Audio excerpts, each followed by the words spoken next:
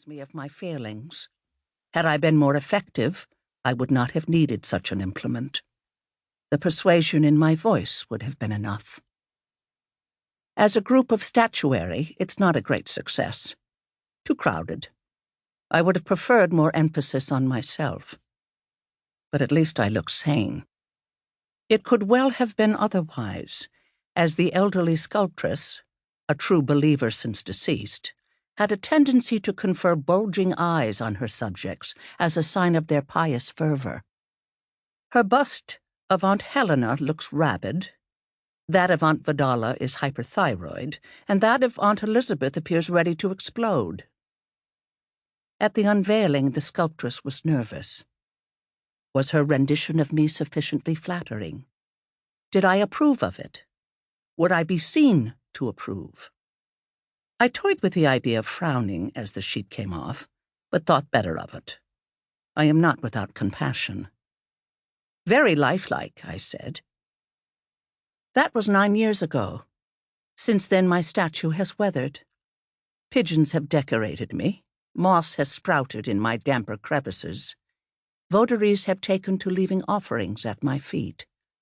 Eggs for fertility, oranges to suggest the fullness of pregnancy, croissants to reference the moon. I ignore the breadstuffs. Usually they have been rained on, but pocket the oranges. Oranges are so refreshing. I write these words in my private sanctum within the library of Ardua Hall, one of the few libraries remaining after the enthusiastic book burnings that have been going on across our land. The corrupt and blood-smeared fingerprints of the past must be wiped away to create a clean space for the morally pure generation that is surely about to arrive. Such is the theory. But among these bloody fingerprints are those made by ourselves, and these can't be wiped away so easily. Over the years, I've buried a lot of bones. Now I'm inclined to dig them up again, if only for your edification, my unknown reader.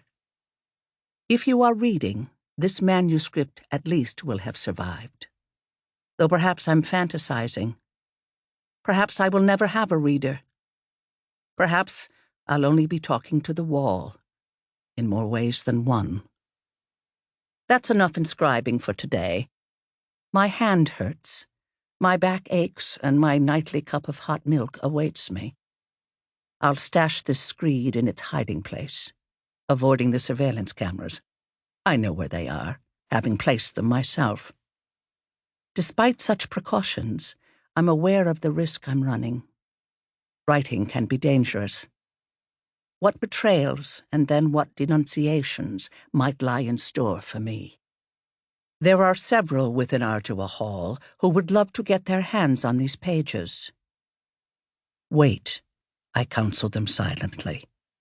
It will get worse.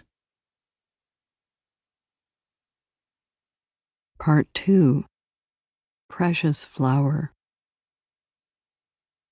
Transcript of Witness Testimony 369A. Chapter 2. You have asked me to tell you what it was like for me when I was growing up within Gilead. You say it will be helpful, and I do wish to be helpful. I imagine you expect nothing but horrors, but the reality is that many children were loved and cherished, in Gilead as elsewhere. And many adults were kind, though fallible, in Gilead as elsewhere. I hope you will remember, too, that we all have some nostalgia for whatever kindness we have known as children. However bizarre the conditions of that childhood may seem to others. I agree with you that Gilead ought to fade away. There is too much of wrong in it, too much that is false, and too much that is surely contrary to what God intended.